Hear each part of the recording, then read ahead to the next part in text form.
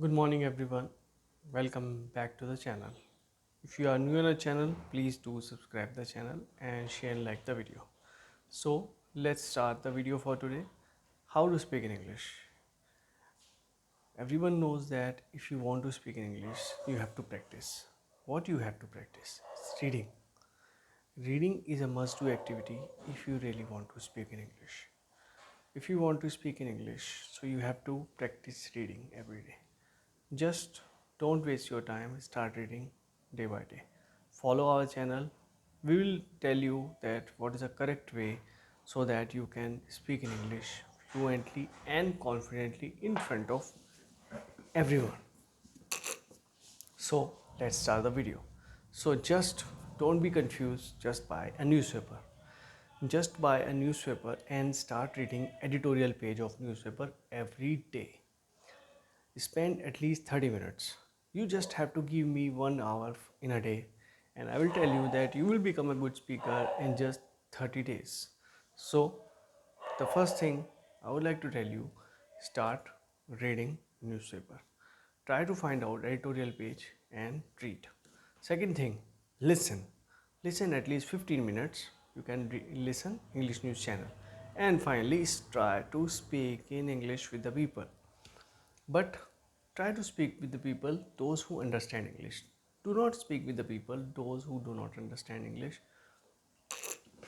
Don't waste your time and don't waste others' time. So try to speak English. There are the so many advantages if you learn English, so you can get a job easily. You can get a job in MNCs and also. So it depends upon you that what you want to do. And those who wants to go for study for overseas, even for Canada, Australia, New Zealand, or the United Kingdom, this is called Britain or England, you can say that. So it depends upon you, whichever country you want to go, English speaking country. But the famous country in this, the two countries are very famous. First is Australia and second is Canada. Why? Because they are offering the PR. If you are going over there for minimum 2 years program, so you can get a work permit for the 2 years. But in a Canada, if you are going for the 2 years program, so for you will get a 3 years work permit, but in Australia you will get a 2 years work permit. After that you can apply for the PR.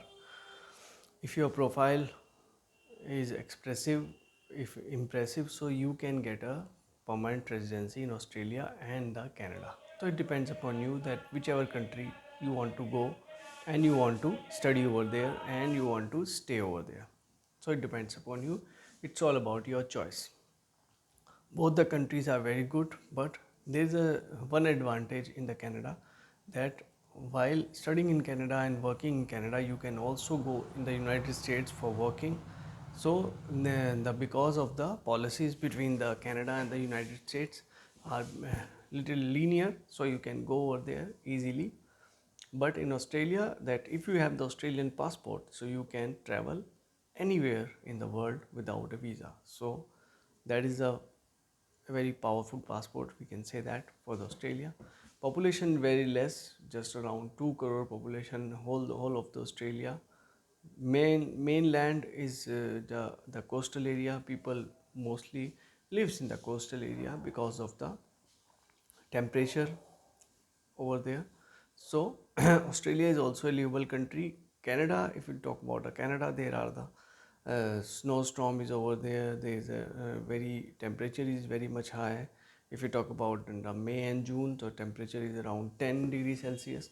So the atmosphere, because of the, we can say that Atlantic, the atmosphere is little colder in compared to Australia.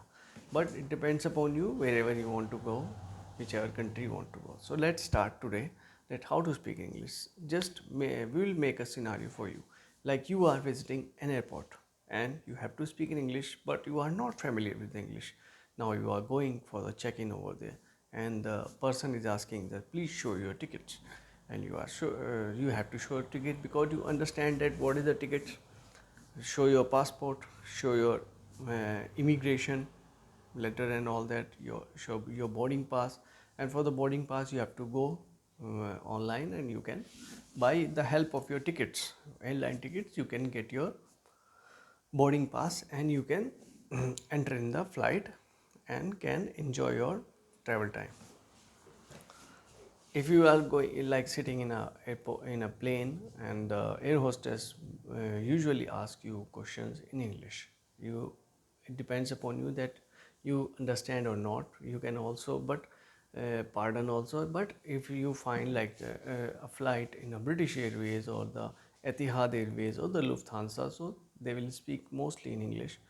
But if you talk about the Indian Airlines like the Air India, Jet Airways and all that, all the Indian Airlines, so they will ask you in their own language. Like in Hindi, they can also ask you if you are not comfortable with English. But English is a global language. We all know that wherever you go, you will find English speaking person, and it's the most easiest language to learn.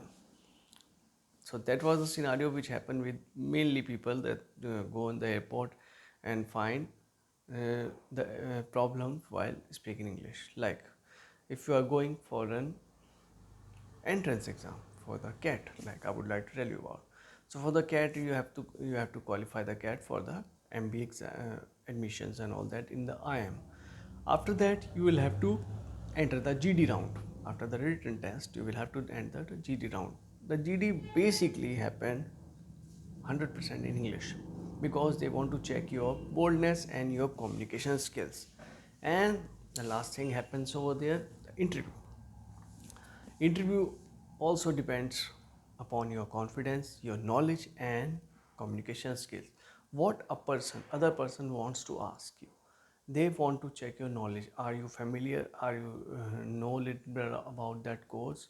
So you should learn English. So English can open a new opportunity for you, a new aspect for you for your life, where you can achieve a good success and enjoy your life very well.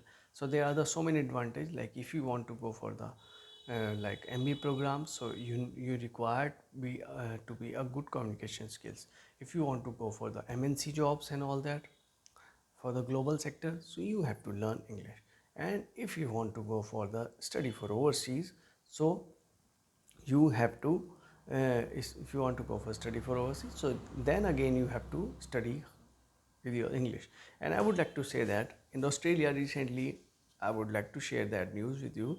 The Australia has improved the which is called the GIC in Canada. So in the Australia is the same.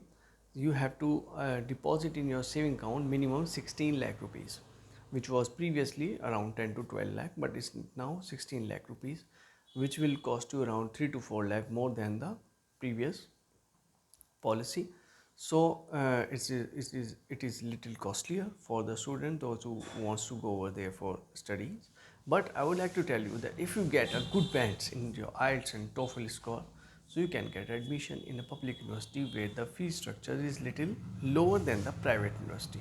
If I talk about if you want to go in a Canada for the MBA program, which is more famous between the students, but you have to pay the fee around 25 to 30 lakhs in a Canada for studying MBA course. But if you are going over there in a public university, so you just can do your MBA in just 7 to 8 lakh or hardly 10 lakh rupees. You can complete your MBA course, which is for 2 years, and you can get a 3-year work permit in a Canada, and after that you can apply for the PR, which is the permanent residency. You can also apply for the PR from the India also for the Canada. There is an policy, but you should be a skilled worker. You should have a minimum relevant experience in any company, in any global MNCs and all that. So you can apply over there and you can go over there and enjoy your success. So I hope you will like the video for today. Please do subscribe the channel and share and like the video. Thank you so much.